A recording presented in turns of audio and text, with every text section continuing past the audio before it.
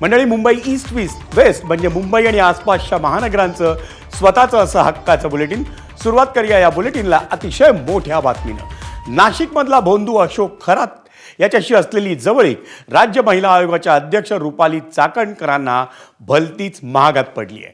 अशोक खरात विरोधात एका पीडित महिलेनं केलेल्या तक्रारीनंतर त्याच्या विरोधात आज FIRची नोंद झाली होती आणि आता या प्रकरणात अखेर रुपाली चाकणकरांना राज्य महिला आयोगाच्या अध्यक्षपदाचा राजीनामा द्यावा लागलाय. त्याआधी चाकणकरांनी थेट मुख्यमंत्री देवेंद्र फडणवीसांकडे धाव घेऊन त्यांची भेट घेतली होती. यावेळी मुख्यमंत्र्यांनी चाकणकरांना तात्काळ राजीनामा देण्याचे आदेश दिले. पण चाकणकरांनीही मुख्यमंत्र्यांना एक पत्र देऊन खरात प्रकरणाच्या चौकशीची मागणी केली. त्यांनी राष्ट्रवादी काँग्रेसच्या अध्यक्ष आणि उपमुख्यमंत्री सुनेत्रा पवार यांचीही त्यानंतर भेट घेतली.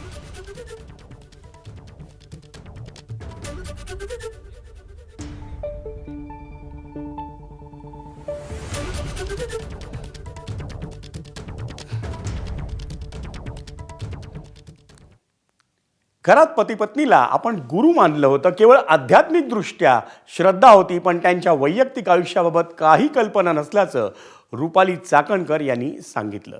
तसंच सदर प्रकरणाची सखोल चौकशी करून कठोरात कठोर कारवाई करण्याची मागणीही रुपाली चाकणकरांनी केली.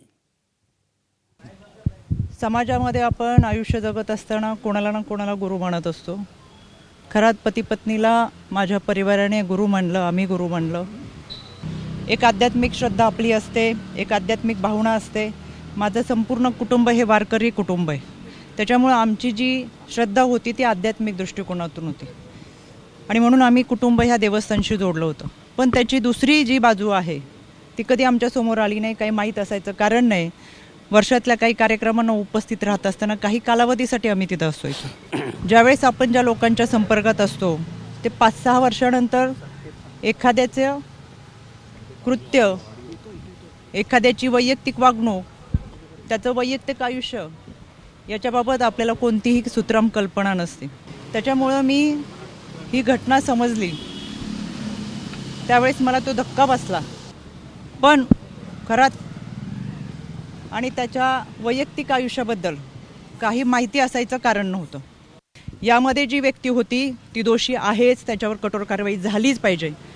आपल्याला कोणत्याही व्यक्तीच्या वैयक्तिक आयुष्याबद्दल काही माहिती असायचं कारण नाही आणि आज आपण ज्यांच्याबरोबर आहे ते पुढे जाऊन 4 वर्षांनी 5 वर्षांनी काय करणार आहेत हे याची कल्पना आपल्याला नसते. या व्यक्तीवर कठोर कारवाई व्हावीच ही मागणी मी आज केलेली आहे आणि या सगळ्या गोष्टींचा निष्पक्षपणे तपास व्हावा. त्याच्यामुळे मी आज राज्य महिला आयोगाच्या अध्यक्षपदाचा राजीनामा माझ्या नेत्या आदरणीय सुनेत्रा वहिनी यांच्याकडे मी सुपूर्द केलेला आहे. याबाबतचा जो काही निर्णय असेल तो आदरणीय वहिनी घेतील. ABP माझा, उघडा डोळे बघा नीट.